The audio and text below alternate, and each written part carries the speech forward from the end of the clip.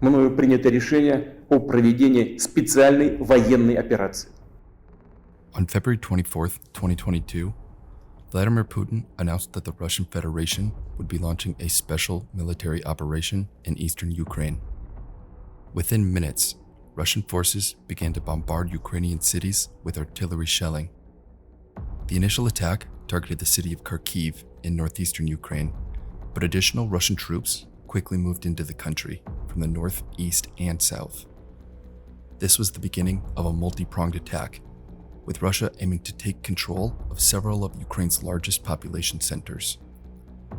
In southern Ukraine, Russian forces began to shell the city of Mariupol, an industrial hub on the Sea of Azov. The city's water and electricity supplies were cut off, and many people were left trapped in their homes as war was waged in the city's outskirts. By the end of March 3rd, Russian forces had completely surrounded the industrial city. The siege of Mariupol had begun. While the country at large was fighting to defend its own existence, the residents of Mariupol were in a battle for survival. With infrastructure crippled, utilities severed, and no access to the outside world, supplies inside of the city began to dwindle. The constant around-the-clock bombardment left people afraid to leave their shelters, even to obtain food and water. Residents were left with so few options that, when rationing was insufficient, some resorted to drinking water from puddles in the street. As dehydration, starvation, and the airstrikes took their toll, corpses began to pile up in the city. With no way for survivors to safely recover and bury their deceased neighbors, the bodies were left to rot, creating disease vectors in a city with limited medical supply. If someone were to fall ill, there was no guarantee that hospitals would still be operational, or even still standing. From the perspective of a non-combatant, this is what war looks like.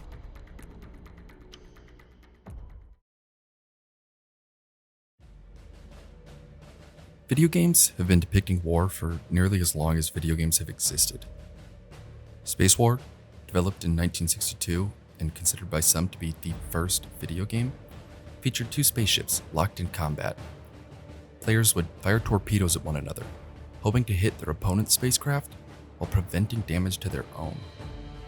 Space War saw a few iterations of input peripherals, all of which are a far cry from the controllers that we recognize today. 1973 saw the release of the original first-person shooter, Maze. Players navigate a digital labyrinth, scoring points by shooting opponents. An upgraded version of the game, Maze War, was released in 1977, providing players with an early version of the modern minimap. Video games have always attempted to simulate the war experience. Modern incarnations of war games can't really hide the fact that war is brutal. There's a disturbing tendency for video games to glorify war, making the protagonist a sort of righteous crusader against a great evil and their nameless underlings. Still, it's usually hard not to notice the fact that people die. A lot of people. You will die probably many times, and you may have to go to unspeakable lengths to accomplish your goals. The 2019 reboot of Call of Duty Modern Warfare takes an ostensibly anti-war position. Farah and Hadir have seen it firsthand. They watched their parents get murdered. They lived in concentration camps. Having witnessed the atrocities of war, they now fight for what they believe in. War is brutal, says this game, and it's cool, it says, a little bit quieter, because even in this game, you're still a participant. The thing is, not everyone in war is a soldier.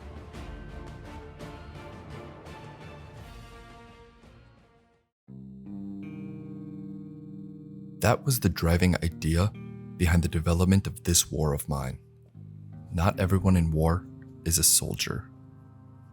There are professors, journalists, firefighters. There are children. A cross-section of those caught in the middle would look a lot like a cross-section of regular society. They aren't trying to fight, they're trying to survive. They're doing everything that they can to stay away from the danger, collecting whatever maker scraps they can to sustain themselves. They aren't trying to defeat some tangible enemy. They're trying to survive another day. This isn't what war games usually look like. This war of mine was inspired by the real-life siege of Sarajevo and others like it during the Bosnian War. After Bosnia and Herzegovina declared independence from Yugoslavia in 1992, forces supported by Yugoslavia encircled Sarajevo, laying siege to the city. 13,000 troops were stationed in the surrounding hills, assaulting the city with guns, artillery fire, and tanks. They blockaded the city, cutting Sarajevo and its residents off from the outside world. For 4 years, the city's residents hid in their homes. They burned books and furniture to combat the winter cold. Food, in the form of humanitarian aid, was occasionally allowed into the city, but much of it was smuggled in and sold at extraordinary cost. Water was similarly hard to come by, with residents frequently falling to sniper fire while trekking to collect water from outdoor fountains. This is the experience that this war of mine aims to capture. The game was developed by 11-Bit Studios, a game development company based in Warsaw, Poland. According to lead gameplay programmer Alexander Cow, Europe's turbulent history over the last century laid the foundation that this game is built upon. These kind of stories are still living inside our families as we are in Poland. We heard a lot of stories from our grandparents, so that was our main inspiration. According to 11-Bit marketing director Patrick Juszczuk, it was a survivor's account of the siege of Sarajevo that ultimately brought this war of mine to life. Until one point in which our CEO, Grzegorz, shared an article with the whole team. And the title of the article was 1 Year in Hell. And the article told the story about the longest siege of a city in a modern warfare, but written from a perspective of a civilian survivor actually living in that city at the time. And once we read that article, we knew that this was it. 11-Bit Studios have set the standard for a subgenre of survival simulators that I like to call desperation simulators. This war of mine certainly fits the bill, and I'll get into that shortly, but first, I want to touch on 11-Bit's more recent IP, Frostpunk. Set in Victorian England, the player manages a colony of Londoners who are fleeing a meteorological catastrophe. With a mass extinction winter on the horizon, the colony hopes to find a slightly more inhabitable place to settle down, prepare for the extreme cold, and hopefully survive. The player takes a governor-type role, directing production and enacting legislation, doing whatever it takes to maximize the colony's probability of enduring the winter. Hard decisions have to be made. Will you send children to work in the coal mines? Will you promise care to those who are dismembered in your factories? It's one of my favorite games, but it's not a fun one. This war of mine is cut from the exact same cloth. This war of mine is set in Pogorin, a city in the fictional country of Grasnavia. After the outbreak of a civil war, the military of Grasnavia has surrounded Pogorin, hoping to stamp out the rebel forces. It's never revealed exactly why the war is being fought, but an in-game flyer seems to imply that the rebels are an oppressed minority group fighting for independence.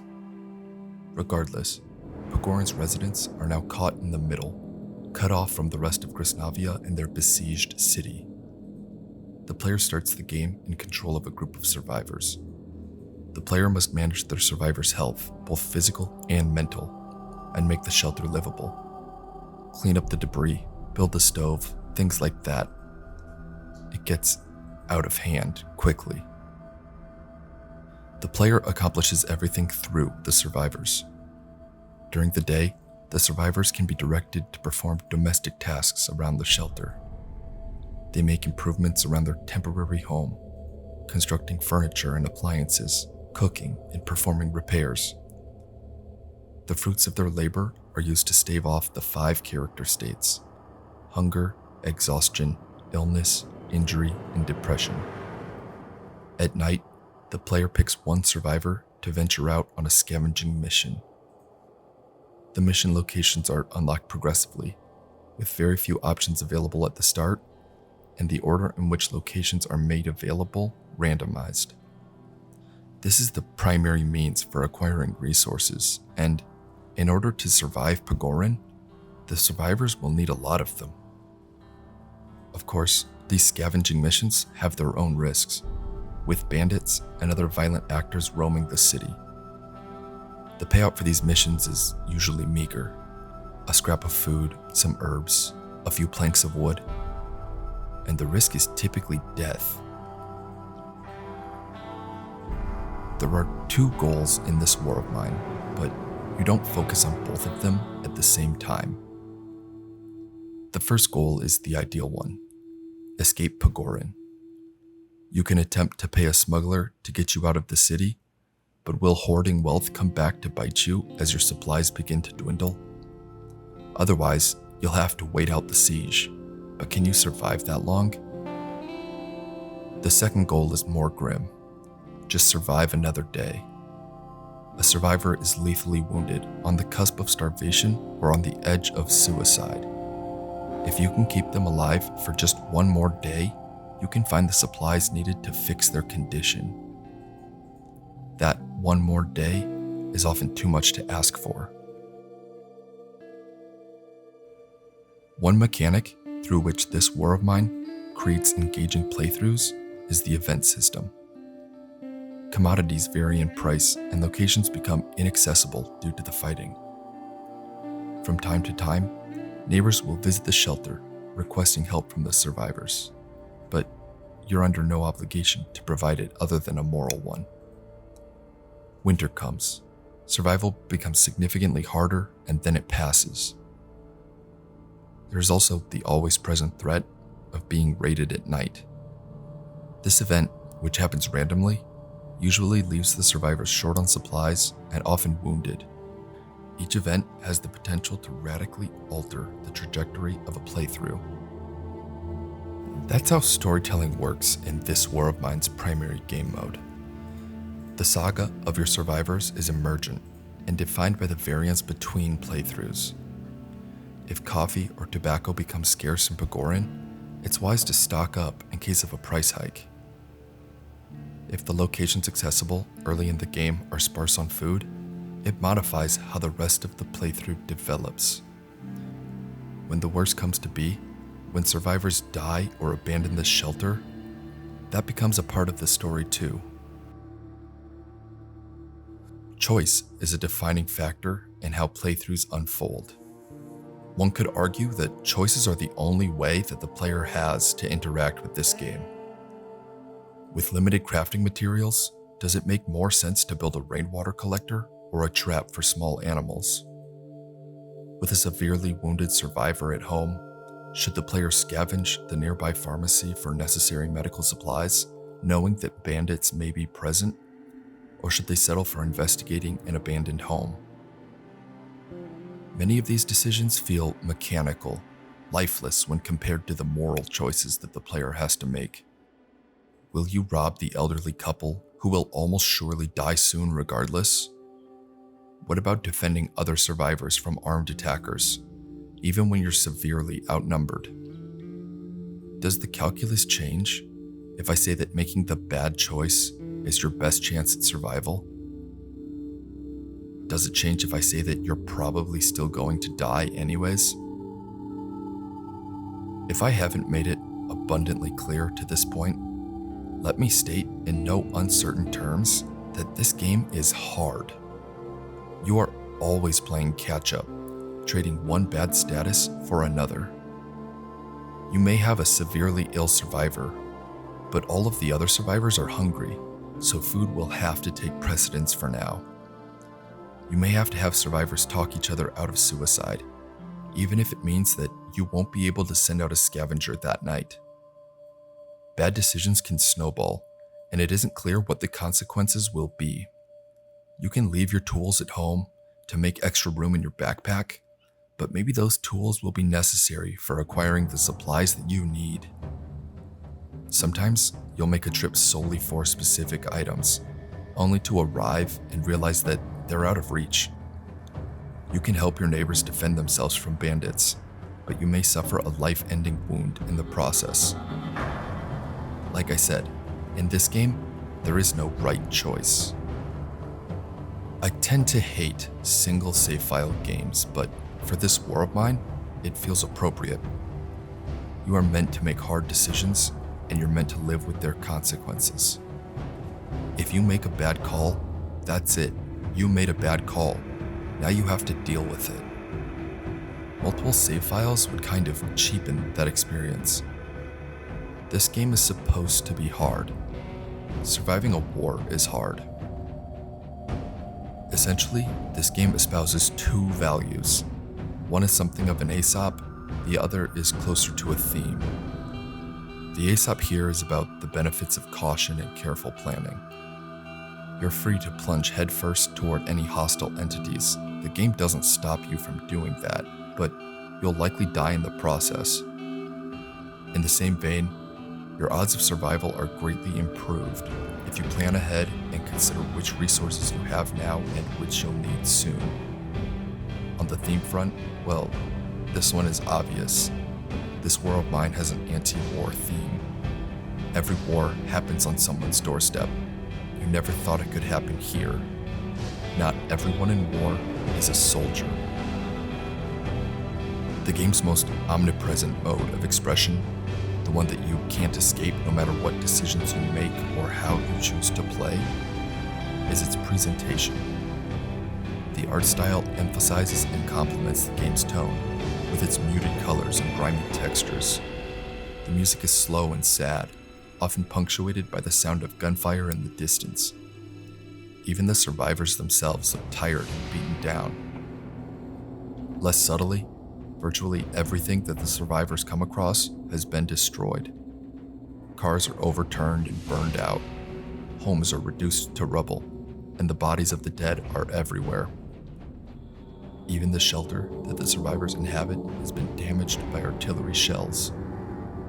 You can see the war in each broken window and pile of debris.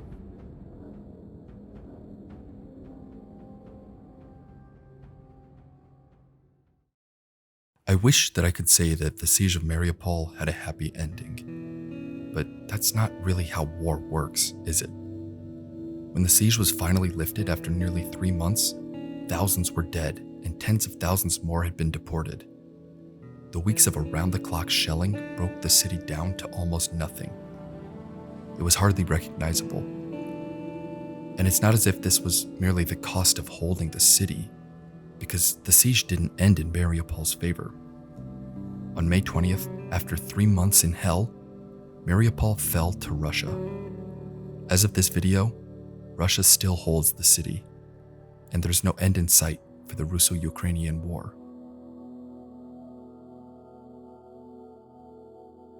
Would it be surprising, then, if I said that this war of mine doesn't really have a happy ending? For each survivor, there is the canonically good ending, the bad ending, the karma ending, and the suicide ending. Most of these endings are, obviously, not happy endings. There's no joy in suicide, but even the ostensibly positive endings are painful. After the war, Erica gave her father a symbolic funeral and kept his picture. Despite the horrors she witnessed, she managed to start a family and tried to be a better parent than her father had been. Katya used her contacts to find her parents in a refugee camp abroad. She brought them back to the city and helped them rebuild their house. Soon after that, she published her war diary, which became a bestseller and drew widespread attention to the fate of civilians during the war. Pavle survived the war. After months of searching, despite numerous difficulties, he managed to find his wife and son, who had sought refuge in France. He went there to live with them. They never came back to Pogorin. It's obvious why these are considered the happy endings, but they're also clearly dreadful. Death, separated families, destroyed homes, and traumatized people. This is the best case scenario for war, and it's still grim. This war of mine is a lot of things, and I could wax poetic about it for a long time, but if I had to try to encapsulate the game with one statement, I would say that it is brutally and depressingly honest about war in ways that no other game is.